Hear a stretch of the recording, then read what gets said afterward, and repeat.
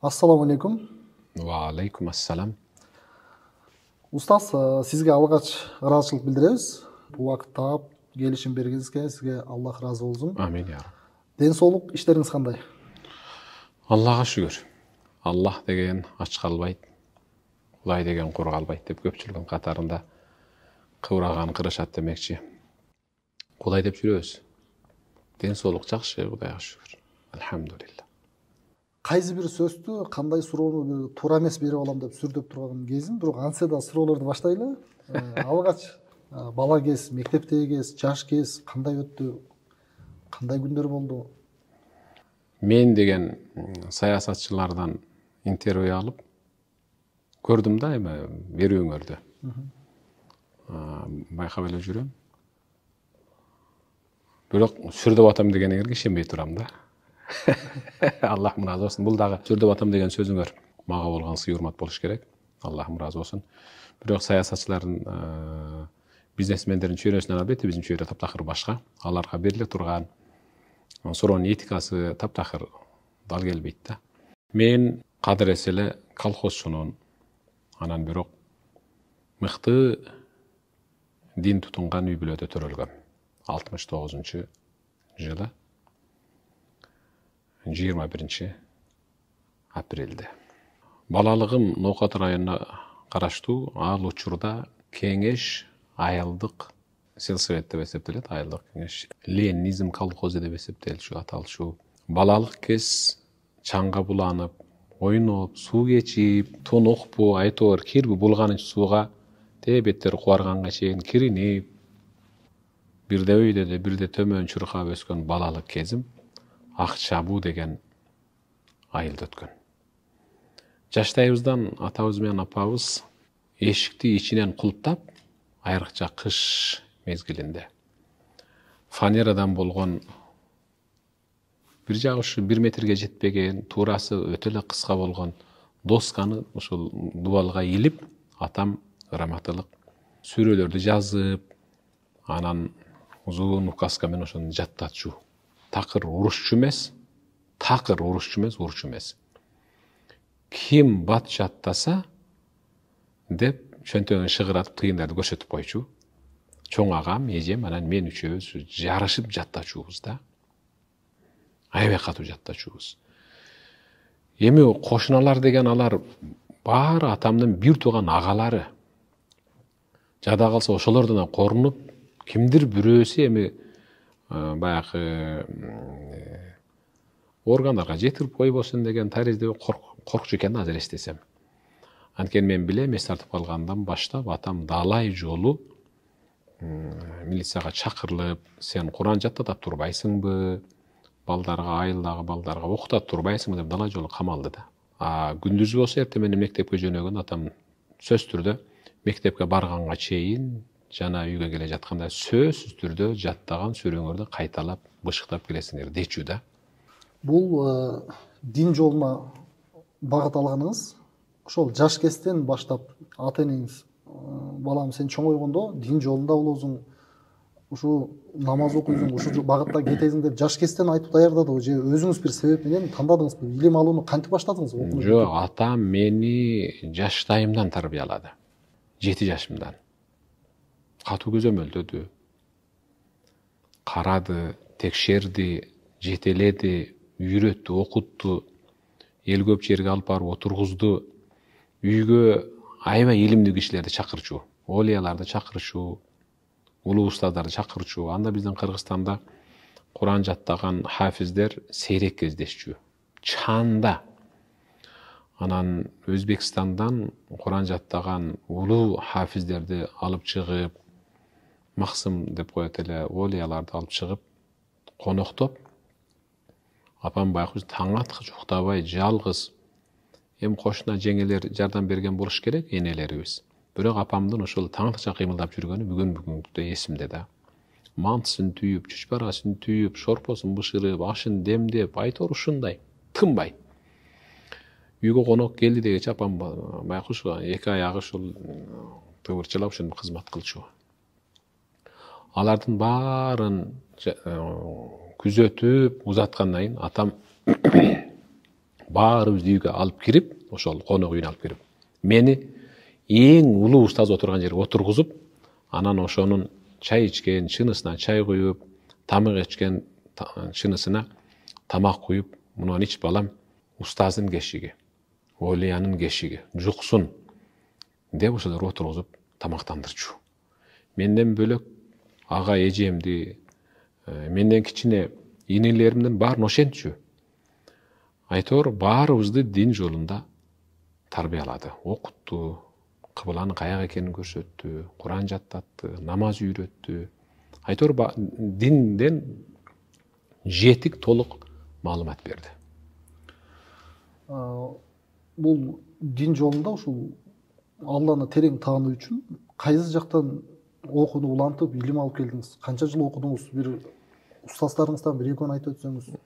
Эми баягы атанын кадырын балалуу болгондо билесиң дегендей, атам байкуш, апам экөө үйдө окутуп, анан сабак алдыга жылбагын окшойт да менимче, эркелеп, анан балалык кылып, көчөгө чыгып ойноп кетип, же сабактар атамдын көңүлдөгүндөй сабак бышырылбай калып, анан кой балам үйдөн бир аз алыстап чыкпасаң сабак бышпайт. Мусафир болбосоң мусулман болбойсуң деди бир күн. Эми сени алыска берели балам деп, эти сиздики сөөгү меники деп анан бир устазга тапшырды. Наманганга алып барды. Ал жерде кыска эле окуп калдык. Кийинчерээк кайра эле Нуухата районуна алып келип бир устазга тапшырды. Устаздарымдын атын атап өтсөм, Закиржан деген Наманганда бир жакшы устаз бар эле. Анан Абдыкаар деген Нуухатта, андан кийин Абдуразак деген устазыбыз Нуухаттык.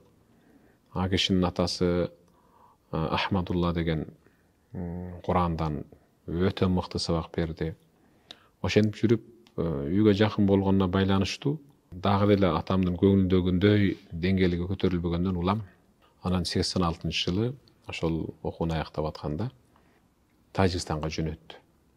Тажик Республикасынын Душембе шаарына караштуу Яван деген район бар да. Ошол жерде бир айыл өкмөттө толук кыргыздар жашашуу экен. Ошол жерден Молла Нуриддин деп, азыр ал киши Надыр деп аталат, Молла Надыр устазыбыз. Эң акыркы устаз ушул кишинде тарбияланып, жетилип, окуп, ак караны таанып, кичине билимдин даамдап чыктык да. Устазыбыздан Аллах ыраазы болсун, баардык устаздарыбыздан. Азыр ушул устаздарыбыздын баарынын көзү тирүү, баары ушу дин жолунда иштеп атышат. Канча жыл окудуңуздар? 5 жыл окудум Душанбеде. Мен үчүн күтүлбөгөн, болуп көрбөгөндөй чоң ачылыш болду. Анткени баягы ата энебизге жакын жүргөн учурда тийип качып окуп, анча эле илимдин даамын тата бербеппиз да. Бирок билинбеген менен атамдын эмгегине ошол Душанбеге барганда ушунчалык өзүм ыраазы болуп ыйладым да. Кыйлага чейин окутуп коюптур. Раматылык атам мындай байкостон мындай байкабай жүрүпмүн да. Кыйлага чейин окутуп койгондо мен барып бир канча жыл окуган балдар менен тең ата болуп туруп калдым да. Анан атам өтө мыкты кызмат кылган экен, эмгеги мыкты экен деп ошол жерде өтө ыраазы болгом да. Ошол анан 91-жылы бүтүп келип, алгач анан ушул Бишкекте, анда Гоголь Москва көчөсүнүн бурчундагы эски борбордук мечиттин бир бурчун медресе катары пайдаланууга уруксат берилип, анан ошол жерден алгачкы жумуш ордумду ошол жерден баштагам. Биз билгенден муфтиятта аппарат башчы болдуңуз, дагы бир топ жерлерде иштедиңиз. Ошол жумуштар жөнүндө айтып өтсөңүз, анан динди таратууда элге бир атайын кызматта отуруп жеткирген ыңгайлуубу же кызматта жок, ушундай бир баян айтып, жума баяндарды өтүп, мындай эркин форматта жеткирген ыңгайлуубу? Алгач иш кадамыбыз ошол эски борбордук мечиттен башталып, ал жерде 2 жылдык имам курсу, анан кадыр ислем медресе болуп, Бухарада окуган студенттерди көчүп келип, ошол жерден баштаганбыз. Чындап айтканда биринчи башталганда өтө эле оор болгон, кыйын, шарт жок, окуу курал китептери да жок. Аябай кыйын болгон. Эми баягы тамчы тамчы сел болор дегенде акырындык менен жетип отуруп ошол Борбордук мечитинин алдыйындагы Гоголь көчөсүнө туура түшкөн жанагы бет анан жаак ооруканасы болгон ошол жерде. Ошону сатып алып, атайын Арабстандан келген инвесторлордун жардамы менен. Анан ошол Хазрат Умар атындагы Ислам институту болду, медресе болду, анан Ислам институту болду, кийин Ислам университети болду, кийин академия болду. Кийинчерээк анан 2000-жылдан баштап Ислам институтунда окуу бөлүм башчысы, проректор болуп иштеп, андан кийин 2009-жылдан баштап Кара Балтадагы Куран Нур Ислам институтун 2017-жылга чейин жетектеп, андан кийин бул жердеги ушул биз экөөбүз отуруп сүйлөшүп жаткан Ан-Надва мечитине кайрадан шаарга келип имам хатип болуп дайындалдым. Буга чейин бул мечит түшкөнгө чейин ушу базардын түштүк тарабындагы бурчунда 8-9 размердеги чакан мечит бар эле. Ошол жерден 2000-жылдан баштап имам болуп, ушул мезгилге чейин имам болуп иштеп келатам. Анан сиз айтып атпайсызбы, бир кызматта туруп дин жеткирген ыңгайлуубу же эркин болуппу деп. Муфтиятта бир жылдай аппарат жетекчиси болуп иштедим. Бардык бийлик бутактарын көргөндөй болдум да. Айтор ар бир иштин өзүнүн жоопкерчилиги бар. Түйшүктүү, ары кызыктуу, ары жоопкерчиликтүү. Анан бизде момундай да, бийликтин бир бутагына туруп сүйлөсө, ошонун сөзү өтүмдүү деп түшүнүп калган да эл. Анан жок андай эмес. Динди жеткириш үчүн муфти болуш шарт эмес. Же казы болуш, же аппарат жетекчиси болуш шарт эмес. Динди жеткириш үчүн кадыресе, мисалы, экөөбүз сыяктуу карапайым эле маңдай теске отуруп алып жеткирип коюу бул колдон келет да, эгер чын ыхластан динге кызмат кылам десе. Мен үчүн айырмасы жок экен чындап. Ачыгын айтайын, мен могул бутакта турганда динди муктарга жеткирмекмин деген сөздөн алысмын. Ачыгын айтайын. Анткени азыр кээ бир имамдар бар, элет жеринде, шаар жеринде бир топ эле шарттар жакшы да. Элет жеринде шарты жок мечиттерди иштеп жаткан имамдар бар. Алар анча-мынча шаардагы имамдардан алда канча жогору иштеп атышат да. Динге кызмат кылам десе, ага шарт түзүүнүн кереги жок. Өзүнө өзү шарт түзүп алат. Эң негизгиси ыхлас керек.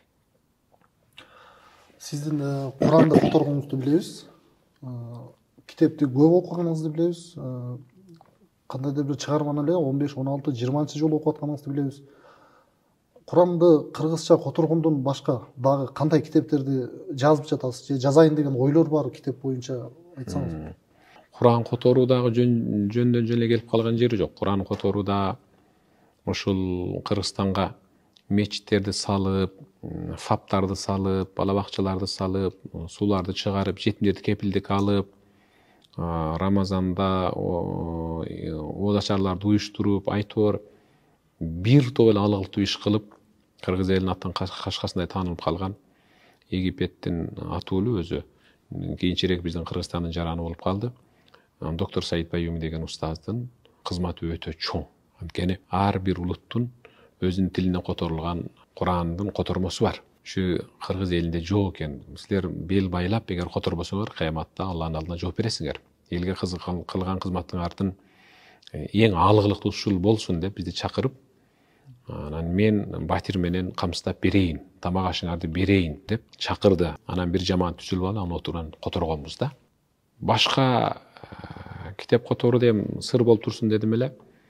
Улам эле жылдырайын десем, бир иш келип, бөйрөктөн шыйрак чыгарып эле тосулуп калат. Анан өзүм кээде мындай бир маанай чөгүп турган мезгилде колго калем алып жазыш чындап эле оор да. Аны жазуучу акындар жакшы билет болуш керек. Акындарга дагы илхам же кайгырган учурда бир келет, же сүйүнгөн учурда бир келет. Ошол эки учурда бир келет да, ошону жазып калат. Мага ошондой илхам келбей атабы, айтор келе элек да. Бир келип жазып, жарымына келип токтоп калдым. Буюрса ушул жакын арада чыгат болуш керек. Чыкканда, ошо чыккан атканда айтайын эми темасын жана китепти.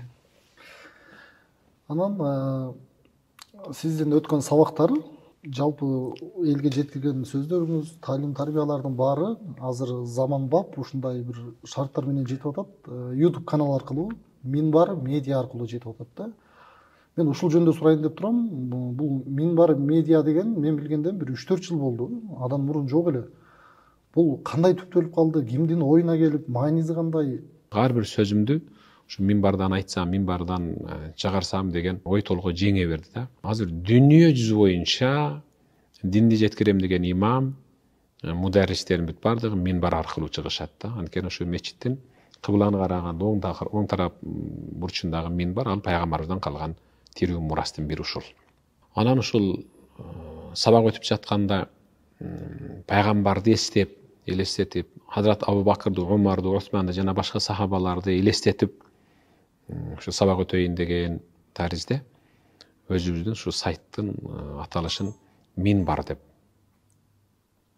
атадым да. Бул каналда сиздин жаныңызда дайыма сапарда жүргөн, сабактарыңызды тартып жүргөн Бектур деген жигитти көрүп калабыз. Негизи бул каналда ушул көрсөтүү канча адам эмгектенет, канча бала бар? Башынан айтканда сайтты ачып, ошентип Минбар медиа сайтын ачып, YouTube каналына түзүп, түшүндүрүп берген КТРКда иштеп жаткан Чолпонбай Заиров деген оператор жигит бар. Ошол келип сабактарыбызды тартып жүргөн. Анан кишинин канча жыл мурун ошентип жаңы тартып? 2017. 17. Ага чейин да тартып жүрчү.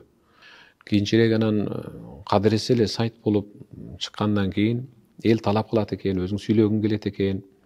Баягы сүйлөп калышым керек, айтып калышым керек деген умтулуу менен сүйлөп отуруп, анан өзүмдүн колумда окуган бул операторум Бектур Кара Балтадагы Куран Нур Ислам институтунда тапшырып, мыктылыгын көрсөтүп ошол жерде окуду.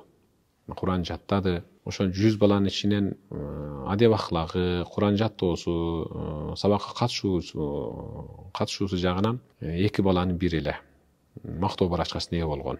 Өзүнүн ким экендигин, кандай экендигин көрсөтө алды да. Аллах ыраазы болсун. Өзү таластык жигит. Үйдө жалгыз уул, эже карындаштары бар, бирок жалгыз уул. Айтайын дегеним эмне? Ата энеси туура түшүнүп, бул кол арага жарап калган баланы чөп чаптырабыз. Тиги таласта төө бурчак бар эмеспи? Элден калбай төө бурчакты биз дагы камдап калалы. Машина төбели, 4 түлүк малды камдайлы, бийик там салалы десе жарашмак, бирок пайгамбарыбызга Анас ибн Маликти 10 жашында апасы алып келип, мынеке, я Расулла, баш оту менен сиздики. Кызмат кылсын. Эмне десе сиздин укугуңуз бар дегенде пайгамбарыбыз сүйүнүп, пешенесинен сылап, кучагына алып, мейли кызмат кылсын дегендей. Ушул жеке мен өзүм эмес, жеке сайтка эмес, жеке мусулмандарга динге кызмат кылып келе жатканынан үмүтүм чоң да. Буюрса келечекте ошол Бектурдун келинчекөнүн урпагынан динди даңазалай турган эң мыкты чыгандар чыгат деген. Анткени канчалаган сабактар жетип атса, бүт бардыгын баягы экранга чагылдырып чыгарып аткандагы эмгек. Ошонуку да мен сүйлөйм, болду, кетип калам. Бирок ошо сүйлөштүн аркасында дагы эчен деген эмгек турат да. Дала жолу мүдүрүлдүк. Бир камера менен тартып, анан телефон менен тарта калып, анан далай жолу сын пикир уктук. Ой, үйүнү кырылдап атат, ой, үйүнү тарсылдап атат. Карабайсыңарбы, эмне үйүн чыйкылдап атат деген баягы сөздөрдү далай жолу уктум да. Рамазан сабактарын көрүп келатабыз. Неден улам ушул Рамазан сабактарын өтүүнү баштадыңыздар? Мен билишимче, орозодо ар бир күнү бирден сабак чыгат. Ооба. Ушул жөнүндө айтсаңыз. Негизи өзү көп өлкөлөрдө ошол Рамазан сабактары деген берүүлөр бар да. Анан аларда чын жырча болуп, башынан аягына чейин, эми ар бир өлкөнүн жашоочуларынын баягы калыптанып калган маданиятына, менталитетине, деңгээлине, кабыл алуусуна, түшүнүгүнө жараша тема коюлуп кетет да. А бизде мисалы өзүбүздүн деңгээлибизге жараша тема тандап берип атабыз да. Анан баягы ыйык Рамазан айда жүрөктөрдүн эшиги ачык, жин шайтандар кишенделген, сабак ушул түбүбүз таамай жетип калса жакшы болот го деген жакшы ниет менен баштаганбыз. Быйыл 4-жыл. Анан көпчүлүгү сурайт да, сиздердин сабакты биз чыгарсак болобу деп. Анан операторумдан сурадым, ушунда десе болобу десем, жок, алгач биз чыгарышыбыз керек. Анткени биз сабактын ээси биз сайттан кеткенден чыгара берсин. Кийинчерээк телевидениелер менен сүйлөштүк, алар ошол баягы сырьё катарда мисалы бизден алышат.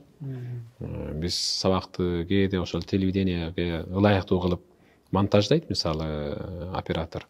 Буларга дагы жеңил эмес да.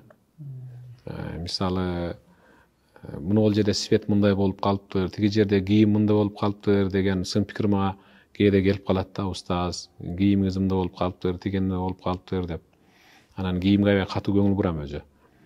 Анан таң аткычакты монтаждашат. Бир сабакты кээде 2 саат монтаждайт, кээде 10 саат монтаждайт. Анткени андагы баягы үндөрдү тазалайт дегендей. Анан сабактар Кудайга шүгүр азыр көп эле мисалы телевидениелер берип атат го, мындай телеканалдар берип атат да, мисалы Марва берет, мисалы биз Ош Бирим менен келишим түзгөнбүз, ошол ыйык Рамазан айдын дайым Оз ачарында алар берет. А биз сухурда беребиз, саарлыкта беребиз. Элге мисалы түз жетип калыш үчүн. Быйыл 4-жыл Минбар медиада чындап айтканда экөөбүзбүз да. Экөөбүз иштейбиз. Мен сүйлөйм, ал тартат, болду. Ал монтаждайт, анан чыгарат. Оператор дагы, көтөргүч дагы, тарткыч дагы, монтаж кылат. Ушинтип жүрөбүз. Анан учурдан пайдаланып ушул биздин камераларыбызды жаңылап, улам жардам берип жүргөн кайрымдуу инсандардын баарына ушул берүүдөн пайдаланып ыраазычылыгымды билдирет элем. Аллах таалам баарын айтам. Сооптун баарын алып атасыздар. Анткени сиздердин ушул жеткирген эмгегиңиздердин аркасынан сооп тиги сабак далай жерге жетип атат. Ирак чыгыштан бери угуп атат эми. Азыр интернет деген мыкты нерсе экен, көрүп атат да. Америкадагы балдар чалып калат, биз трак айдайбыз, сабагыбызды коюп коебуз, ошол 100 километр баргандан кийин экинчи сабагыбызды көрөбүз. Ушинтип десе мен сүйүнүп калам, жакшы экен, Кудайга шүгүр деп. Ушул Аллахым разы болсун. Сиздин сабактарыңыз бөлөктөрдө жумшак эмес да, мен байкашымча. Мындай катуу айтасыз, чын айткандачы. Анан бирок мен баамда сиз ошентип бир жеткирүү максатта ушундай бир катуу айтпайынча окууңуз канбай турган сыяктуу. Мындай бирөөлөр чычалаганга чейин айтмайынча ушул окуң канбай турган сыяктуу да, өзүңүздүн стилиңиз ошондойбу? Же антмейинче жетпейт деп ойлойсузбу? Хадрат Умар эки аягын сунуп, Пайгамбардын мечитинин дубалына мынтип сөйөнүп, ушинтип, киндиктен жогору жагын көлөкөлөтүп отурат да. Амирул муъминин, муъминдердин амири, ал деген президенттен жогору да. Ошол эки аягын сунуп ушинтип отурат. Анан жанына, сол жагына бир сахаба келип отуруп, улам урданып тиктеп. Анан Хазрат Умар байкап, келиңиз деди эле, баягы ассаламу алейкум деп учурашып, анан урланып тиктеп, анан сиз аябай сүрдүүсүз да, муъминдердин амири Умар, жаныңызга келип отургандан да ушунчалык коркуп атам да, бир нерсени сурайын деп сурай албайбыз, айтайын деп айта албайбыз, бир эле мен эмес, деди, бүт баардык сахабалар ушундай да, деди да. Анан Хазрат Умар акырын оңдонуп отуруп, чын элеби десе, ооба да, ушинтип айтайын деген сөздөрдү жоготуп алабыз да. Хазрат Умар көзүнөн мөлт-мөлт жаштар агып, досторум, динди жеткириш үчүн кээде каталыраак мүнөздү жасалма кылбасак жетпей калып атат да. Мен силерге сыртымдан катуу болуп көрүнгөн менен жүрөгүмдөгү силерге болгон сүйүүнү эгерде мынтип аңтарып көрсөтсөм, мен үстүмдөгү 17 жерде жамаачысы бар мына чепкенимди тытып талашып кетмексиңер, меники, мен тумар кылам деп айтып ыйлаган да. Анан ал мен катуу сүйлөгөн, кимдир бирөөнү жемелөө, кимдир бирөөнү кемсинтүү эмес да. Ошол учурунда ошону катуураак сүйлөп жеткирип коюунун өзү мисалы чеберчилик деп ойлойм, анткени мен бир учурда Жазира телеканалынын жетекчисинин сабагына катышып, ошондо бир 20 күн практикадан өтүп, кантип сүйлөш керек, кантип кол көтөрүш керек, кайсы жерде үндү төмөн, кайсы жерде орто, кайсы жерде көтөрүш керек, качан каяка бурулуш керек деген бүт баардык тактиканы үйрөнүп, анан даярдандым да. Анан өзүм феннул хатабадан лекция окуш шеберчилигинен жакшы немен бар. Ошого кээде баягы сөздү жеткирейин деген максатта үндү көтөрүп койгон жерде аябай катуу айткандай болуп кетиши мүмкүн, бирок кээде төмөнүн айтам. Убакытты өзгөчө сиз баркын билесиз, колуңуз бошобойт. Ороз убагында сабактарды өтөсүз, умрага барасыз, сабактарга чакыруулар көп. Анан колуңуз бошой калганда колуңузда дайыма тесме жүрөт. Ошол убакыттан пайдаланып тесме тартып жүрөсүз. Бул убакыттын баркын билиш үчүн кандай кылыш керек? Убакыт деген эмне? Мисалы, кантип пландаш керек адам туура? Не кылыш керек? Кагазга жазыш керекпи? Же кантип пландаса болот? Атам менен апам мен 86-жылы окууга баратканда экөө тең мени тиктеп туруп, балам эми болду ушул эми акыркысы жакшы окуп кел, убакыт кыска деген да. Көрсө өздөрүнүн жаш курагына салыштырып убакыт кыска дептир да. Мен азыр балама убакыт кыска десем, эмне деп атат дейт да. Туурабы? Анан эмне кылып убакыт кыска деди экен, узун убакытты деп. Анан ошол сөз кулагыма коргошон куюлгандай эле катып туруп калган. Ошон үчүн мен көбүрөөк ушул окуганга, шыбыранып кайталаганга, жаттаганга, зикир кылганга, истигфар айтканга, салават айтканга өзүмдү өзүм көндүрдүм да. Нафс деген ушундай. Ар кандай нерсе көрүнүп кете берет. Ырдасаң, ырдаган деле көрүнүп кете бересиң. Жаңылмаш айтсаң, ар кандайын жеңип чыгасың да жаңылмаштан. Бирок мен ушул бош убактымды зикирди көбүрөөк айтам. Салават менен, истигфар менен көбүрөөк алек болом. Азыраак сүйлөгөнгө аракет кылам. Менимче ушу бек туруп мени менен алыска сапарчыса зерекет болуш керек. Анткени бир эле карасам уктап аткан болот да. Бир эле карасам ойго, бир эле карасам кайра компьютерден чукулап аткан болот. Ушу менин азыраак сүйлөгөнүмдөн ушундай болуш керек деп коям. Мени бир жака сабак алып келген айдоочулар деле зерекет болуш керек экен. Азыраак сүйлөйм. Көбүрөөк сабакты кайталайм. Айткан зикиримдин, окуган салаватымдын пайдасын көрүп келатам. Табииндердин айткан сөзү бар. Юштарал явақиту бил мавақит, ва ла юштарал мавақит бил явақит деген. Убакытты сарптап, берметти сатып да алсаң болот, таап да алсаң болот. Убакытты сарптап. Бирок килтейген берметти сарптап эч качан убакытты сатып ала албайсың деген да. Мисалы экөөбүздүн артка кылчайып, кечеге эле өткөн мисалы 1 саат мурдагы убактыбызды ааламдын берметтин берсек да кайтып келбейт да. Ошон үчүн мен ушул убакытты жакшыраак пайдаланганга аракет кылам. Анан бир жигит таенесинин үйүнө келип, казанда эми салынган тамакты көрүп, чоң эне, тамак канчада бышат? Канча убакытта бышат десе, чоң энеси небересин карап туруп, буйрса 100 истигфар айтканча бышып калат. Деди эле. Баягы небереси таңданып чоң энесине. Чоң эне ошондо мен 100 айтканча бышабы же сиз 100 айтканча бышабы десе, ой, тамакты мен бышырып атпайм, мен 100 айтканча бышат деп. Анткени чоң эне акырын астагфируллахал азим аллази ла илаха илля хувал хайюл кайюм ва атубу илейх деп чүчкүрүп жөтөлүп экинчисин баштагычта кыйла убакыт өтөт да. Ошол себептен сахабалар аралыкты зикир менен өлчөсөңөр жакшыраак өлчөнөт.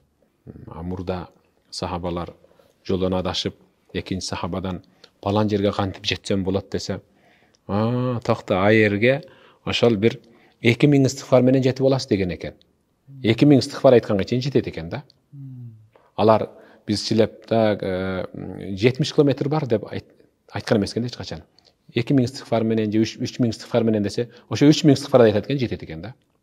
Ошол себептен мен ушу убакытты да аралыкта көбүрөөк зикир менен пайдаланам.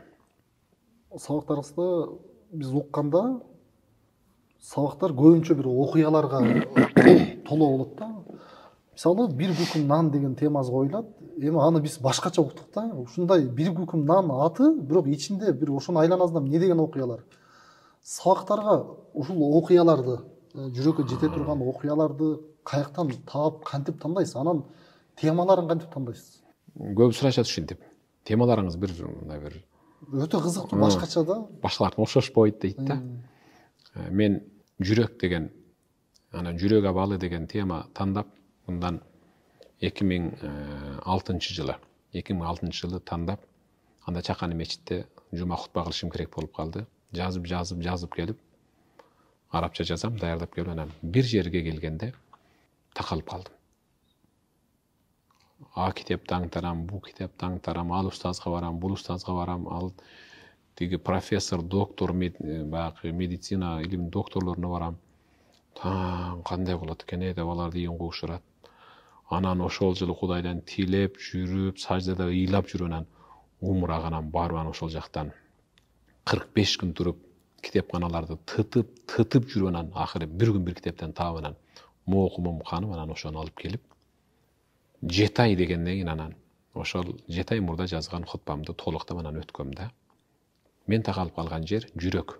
Жүрөктүн бардык абалы жөнүндө сүйлөп келип, эң акыркы чеги, эгерде бир мусулман инсан катуу ооруп, жүрөгү жараксыз болуп, ага бир мусулман эмес, христиан, православ же католиктин жүрөгүн коюш керек болуп калды. Донор ошол экен да.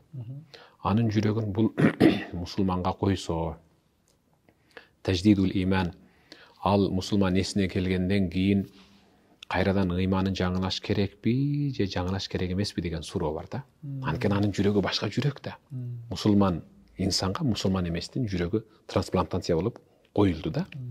Тамырлар уланды. Анан ошол маселеде такалып калып, тигиге барам, буга барам, ошентип 7 айга чукул убакытта таап келип, анан толуктап жазып окугам да. Анан баягы айткан күйүк нан, күкүм нан дегендердин бардыгын билесизби, бир сабакты, бир 35 мүнөттүк бир сабакты даярдаш үчүн кээде 1 ай кетет, кээде 2 ай кетет, кээде 10 күн кетет, ар кандай. Анан адамдарга теманы жеткириш үчүн сөзсүз түрдө бир окуяны табыш керек, анан ошол окуяны табыш үчүн издениш керек. Китептерди аңтарыш керек. Ошол себептен мен бир отурсам, бир канча том китепти дароо окуп бүтүшүм керек да. Сөзсүз түрдө окуп кетип бартып, бир барагында кечеги мен сабагыма шайкеш келген бир сөз болсо ошону дароо белгилеп, ошол жерге бир катты коюп өтүп кетем. Тиги китептен бир, бу китептен бир, балким бир сабак, 35 мүнөт сабак. Килтейген бир 10 том китептен бир сабак чыгышы мүмкүн. Кээде бир том китептен 10 сабак чыгып калышы ыктымал да. Ушундай. Ар бир сабагымда бирден окуяны кошконун себеби адамдарга таасирдүүрөөк болуш үчүн. Окшош туруп, өзүн ошол окуянын ичине коюп, өзүн ошол жерде элестетип түшүндүрүш үчүн сөзсүз түрдө ошого барыш керек болуп атат. Темаларды тандаганда кайталанып калабы? Мисалы, бир айтылган теманы жакшы сабак өттүңүз, 4 жылдан кийин, 3 жылдан кийин ошол тема кайра айтыш керек болуп, же кайталанбайт башка темалар бар? Менде ушундай бир мүнөз бар. Кээде аймактарга чакырып, бир мечитте бир сабак өтсөк, ушуну тиги мечитке барып өтүп бересизби дейт да. Анан менде ушундай бир адат бар. Бир жерде айткан сабагымды эч качан экинчи жерде өтпөйм. Эмнеге? Анткени адам дароо өзүндөгү жоопкерчиликти, мындай үстүндөгү баалуу кийимди чечип таштап, мындай жеңилдей түшкөн сүйт да. Сөзсүз түрдө ал мечитке, ошол мечиттин жамаатынын менталитетине жараша тема даярдап барышым керек деген озыйпаны өзүмө коем дагы, даярдайм. Кайталанбайт. Эгерде кырдаал талап кылса, эл суранып, ошондогу сабагыңыз бизге керек болуп калды деп кайра суранса айтышым мүмкүн, бирок ошондо дагы башка сабакты аралаштырам. Мисалы, ата деген сабагыбызды ушул жерде өткөнбүз мечитте. Көлдөн, тияктан, бияктан чакырып, ошол ата деген сабагыңызды окугуз келет дейт да. А мен айтам, аны турбайбы дедим, Минбар медиа сайтта турбайбы, ошону ача салып окусаңар болбойбу десем, жок, мындай живой окугубуз келет дейт да. Мен айттым, анда Минбар медиадагы өлүк эмес да дедим. Десем күлүшөт да, жок, мындай сүйлөп атканыңыздагы колуңуздун жаңсаганын, мимикаларыңызды алдыңыздан бир көргүбүз келет дейт да. Ачыгын айтайын, кайталап айтуу чын эле мен үчүн оор. Бир темамды экинчи эрге барып окуу мен үчүн өтө түйшүктүү. Андан көрө жаңы тема тандап чыгуу мен үчүн кызыктуу жана жеңил. Демек изденген адамга тема түгөнбөйт. Түгөнбөйт эч качан. Өмүр бою. Жок, эч качан. Эч качан түгөнбөйт. Заманга жараша улам жаңы темалар, жаңы проблемалар чыгып турат. Сөзсүз түрдө. Сөзсүз түрдө. Кээде мен тандаган теманы адамдар укканда, аме кантип ушундай болсун дегендер да болду да. Дегендер да болду. Мына бүгүн эле бирөө чалып алып, "Устаз, мен сиздин сабактарыңызды алгач укканда, койчу кантип ушундай болсун" деп чалкалап алып угат элем дейт. Азыр ошо жок, ушу теманын астында бир нерсе бар да мен ушул жерден чыгып калар экенмин деп өзүмдү ошол темадан издей баштадым деп бүгүн эле күлдүрдү да. Сизге ыңгайсыз болсо дагы ушул суроону берейин. Көпчүлүктө пикирлерди биз угабыз да, кандай ушундай суроолор болот да. Ошо устаз эмнеге суроо жооп өтпөйт дегенчи. Сиз ушул бир теманы кайталагым келбейт, мен үчүн оор дегениңиздин себеби эмеспи? Суроолор кайталанып келсе улам жооп берген оор деген сыяктуу. Жок. Суроолорго жооп берүү убакыт тапса болот. Бирок имам Ахмад ибн Хамбал 2000ден ашык суроого жооп бергенде билип турса да билбейт экем. Кабарым болбоптур, түшүнүгүм бир аз төмөнүрөөк экен. Менден көрө башкадан сурап көрсөңөр, каап ушул жерин көрбөй калгам го. Кийинчерээк бир карап айтсам кантесиңер? Буга жооп бере албайм деген 2000ден ашык суроого ушинтип жооп берген. Кийинчерээк сураганда, эмнеге ушинтип жооп бериңиз десе, Кудай Тааланын алдына барганда сурагым жеңилирээк болсун үчүн деген. Анткени бир суроого жооп бериш үчүн бир канча китепти аңтарып чыгыш керек да. Адамдар семичке чагып отуруп деле суроо бере берет да. Анын жообу өтө оор, чынып айтканда мен үчүн шунчалык татаал да. Өтө көп мээнет керек. Өтө, мисалы, Аллахым ыраазы болсун, Раматылык Шубактамыла анын өзү адистик ошондой. Бир күн мага экөөбүз Москвадан келатабыз да. Мен эч ыйлачу эмесмин. Бирок кечегисин айткан сабагыңызда жаман аңтарылдым да деп калды. Анан Кудай Таалам ар кимге ар кандай шык берет да. Мен сизге түшүнбөйм. Сиз кантип бир баштаганда 30 мүнөт бир теманы үзбөй аягына чейин айкалыштырып, уйкаш кылып сүйлөйсүз. Мен 5 мүнөттөн кийин алмашып кетет да, деди да. Анан мен да таң калып атам сизге дедим. Эмнеге деди? Ар бир берилген суроолорго кантип жооп берип атасыз десем, аябай күлгөн да.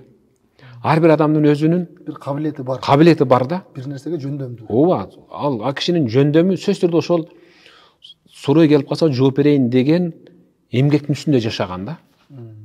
А менин болсо эмгегим сөзсүз түрдө бир теманын атырабында өзүм жашашым керек да. Анан мен ошто атайын китепкөй балдар чакырып, балдар, кыздар, жаш улан кыздар китеп окуйбуз. Азыр бир китептен бир инсандан бир китеп деген демалар чыгып атпайбы? Силер китепти кантип окуйсуңар десем, кадирлесе эле кадимкидей эле ушинтип алып окуй беребиз дейт. Жок, анда эч кандай пайдасы жок. Мен окуган китебимдин үстүнө эч качан терим дарчыган кол жоолугумду, же тагынган көз айнегимди, же жазып жаткан калем сабамды мындайча койбойм. Анткени китеп ал ыйык. Анткени Кур'андын бир аталышы китеп. Китап деп келет. Мен ошол себептен китепти аябай ыйык көрөм. Ошол себептен кээде китебимдин үстүндөгү тиги китепканадагы китептин үстү көпкө колдонбойм да, чаңып калса ошону момундай арчып туруп, мынтип пешенеме сүртөм кашыма. Анткени ал эң ыйык китептин үстүндөгү чаң. Анан мен айттым, пайгамбарыбыздын өмүр баянын кантип окуйсуңар десем, мынтип эле окуйбуз дейт. Жок, мынтип окубагыла. Мен эгерде Кур'ан китепти алып мукабасын ушундай ачканда, кадыресе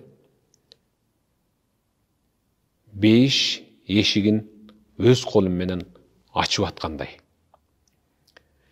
Эгерде хадис китебин ачсам, анда сөз түрдө пайгамбардын эшигин тыкылдатып, уруксат бер Расул деп уруксат бергенден ачып киргендей болом. Эгерде Сиярун Неби пайгамбарыбыздын өмүрү баяны жазылган китепти окусам, сөз түрдө пайгамбар жанымда жүргөндөй. Мен пайгамбардын жанында жүргөндөй болом. Кайсы китепти окусам, сөз түрдө ошол. Мисалы, мен Сынган Кылычты көп окуйм да. Төлөгөн Касымбеков менен бир 6 айдай жүрүп калдым да, ошол аксакал менен. Ошо китепти окусам эле ошол киши элестеле берет да. Анан ошонун ичиндеги каармандар менен тоого чыкса, тоого чыгып, жашынса, жашыны ушинтип образга кирип окуйм. Анан хадис айтканда дагы ошол хадис айтып жатканда сөз түрдө пайгамбар негедир жанымда тургансып кетет. Негедир мындай бир элестеп кетет да. Ошол себептен хадисте мындай хадис айтып жаткан пайгамбар бир сахабага айтып жатканда өктөмүрөөк айтыш керек. А сахабанын сөзүн андан төмөнүрөөк кылып жеткириш керек. Ошондон кийин баягы угарманга жугумдуураак болуп жетет да. Ушинтип жеткирем, ушинтип окуйм. Сиз Кыргызстанды кыдырып, жерлерге барып сабак өтүп жүрөсүз. Мен Токтогулдан болом, Токтогулга чакырсак сизди. Кандай шарттар керек? Кантип чакырабыз?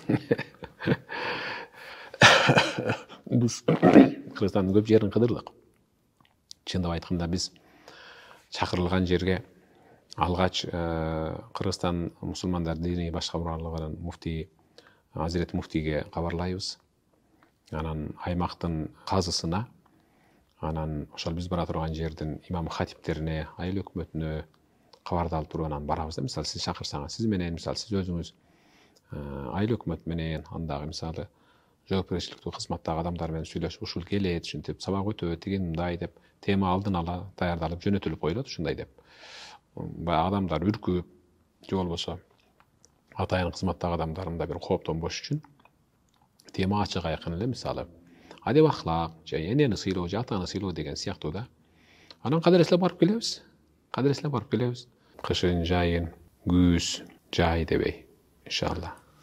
Эми мындай суроо бергим келип турат. Жыпар жыт боюнча ар бир мусулман өзүн таза, тыкан, жакшы, жыпар жыттуу нерселерди себинип алып жүрүш керек. Сиз кандай маани бересиз? Кандай мисктерди, кандай жыт чыгарчу нерселерди колдоносуз? Пайгамбарыбыздын денесинен тамчылаган терди Умму Сулейм деген энебиз пайгамбар уктап жаткан сөрүнүн астына кирип, иши идиштерди коюп, тамчысын топтоп атканда, кокусунан иши идиштер бирине тийип кетип, анан пайгамбар чочуп ойгонгондо, астынан Умму Сулейм энебиз сойлоп чыкканда, пайгамбар чочуп кеткен, эмне кылып атасыз деп. Умму Сулейм энебиз жылмайганып алды. Я Расулалла, күндүн нуру сизге тийип калганына байланыштуу кичине тердеп, териңиз ылыйга тамчылагандан пайдалана калып иши идиштерди кое калдым. Аны эмне кыласыз? Деди эле Умму Сулейм энебиз күлүп туруп, Я Расулалла, балдарыма сүйкөйм. Турмушка бере турган кыздарым бар. Алардын чачын жубам. Сиздин териңиз кайталангыс жыпар жыт деген да. Анан эми биз азыр пайгамбардан бир кыйла доор арттабыз. Андай жыпар жытты, мурдубуз жыттай албай калды. Бирок мен пайгамбар сүйгөн жытты сүйөм. Пайгамбар Ухуд деген жыпар жытты жакшы көрчү. Ал Кампучияда гана болот. Кампучия деген өлкө бар. Ошол жерде өсөт. Бамбук окшоп. Ошол өлкөдө гана өсөт, ошол өлкөдө гана даярдалат, өтө кымбат. Өзүмө жаккан, жеңил, орто, оор бөлүштүрүп тандап алып, анан акырын себинем. Андан кийинкисин ушул Дамул Газал, абы Мискул Газал деп коет. Кийиктин киндигинен алынчу атайын бир жыт бар. Ошону баалайм. Ошол экөөнү алмаштырып себинем. Акыркы суроолорубуздун бири болсун. Жалпы жаштарга эмне айтасыз? Азыркы жаштар кандай? Тарбия кандай болуп атат? Эмне жетишпейт жаштар? Биз эмне кылыш керек жаштар? Хадрат Али, өзүңөрдүн перзентиңерди өзүңөр жашап жаткан доорго дал келтирбестен 30, 40, 50 жыл алдына озуп ошол план менен тарбиялагыла деген да. Азыр экөөбүздүн колубуздагы смартфон 40 жылдан кийин биздин неберелерибиз күлө турган бир оюнчук айланып калат да. Анткени шунуру бар телефонду биз азыр кармагыбыз келбейт да, мисалы 40 жыл мурдагы телефонду. Ошон үчүн азыркы смартфонду көрсөтүп, көрдүңбү муну дебестен, балам мунодон бир жукасы чыгып калышы мүмкүн. Же болбосо сен таптакыр муну ыргытып бересиң эртең. Сенин тагдырың телефонго байланып калган эмес.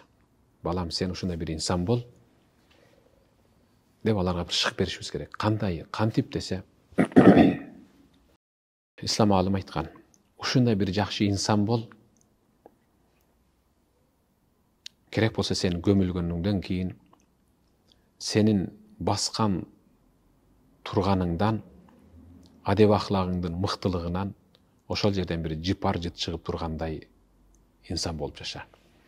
Ушундай бир жакшы инсан бол. Сенин мүрзөңдү билгендер муну баланчанын мүрзөсү да деп сөймө менен көрсөтүп, сөзсүздө отуруп, же бир гүлүн тигип өтө турган, же отуруп Аллах Тааладан кечирим сурап, сага зикирин, дуасын арнап багыштап өтө турган ошончо деңгээлде адам бол.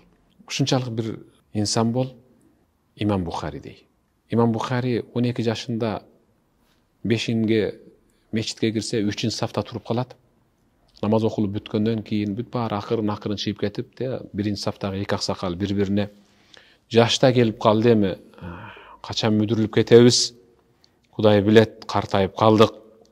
Күн өтүп атат. Муну коомдон, муну жамааттан пайгамбардын хадисин тандап, талдап, эң мыктыларын келечек муунга жеткире турган бирөө жарым чыгабы, же ушинтип көрбөй өтүп кетебизби деп эки аксакал аябай арманын айтып атканда 12 жаш 3-нчи сафтагы имам Бухари ошол мен болом.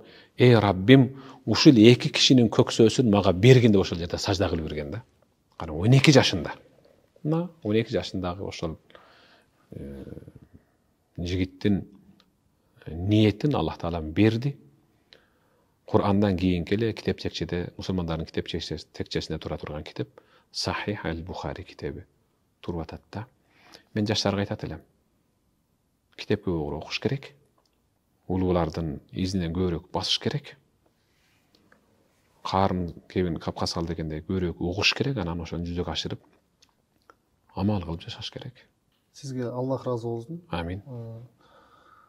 Сиз мурунку маектердин биринде чыр чыга турган, талаш жарата турган маселелерге кадам таштагандан алысмын дегенсиз. Бүгүнкү суроолордо бир чыр чыга турган суроо болгон жок. Жок, Кудайга шүгүр, жакшы суроолор болду го дейм менимче. Калган эми эл тараза. Кайсыл жеринде аттап өттүк, кайсыл жерин балким айта албай калдык. Ошол операторубуз кайра ушул агайды алып келип, маңда теске отуруп, бир маектессеңиздер деп айтып жүрдү. Анан сааты чыгып бүгүн сүйлөшүп атабыз. Аллах Таалам жемиштүү кылсын, ийгиликтүү кылсын. Ушунча элдин ичинен сиз менен маектешкенге мага насип болуп калган Аллага шүгүр. Аллахым разы болсун, Аллахым разы болсун. Мен силердин берүүңөрдү көрдүм. Аябай чыгаан саясатчы, мыкты инсандар менен курган маегиңерди көрсөттү операторум. Аябай мындай канып уктум да. Таамай айтылган суроолор, баягы тосоттон бурчтан чыга калган суроолор бар экен. Ар кандай да, мен мисалы силердин өзүңөрдүн чеберсиңер ар кандай жерден чуккандай сөз таап суроо бергенге. Аллахым разы болсун. Рахмат, аман болуңуз, денсаулыкта болуңуз. Амин. Сиздин сабактарыңызды дайыма угуп жүрө берели. Амин. Аллахым разы болсун. Рахмат. Чоң рахмат. Аллахым разы болсун. Аллахым разы болсун.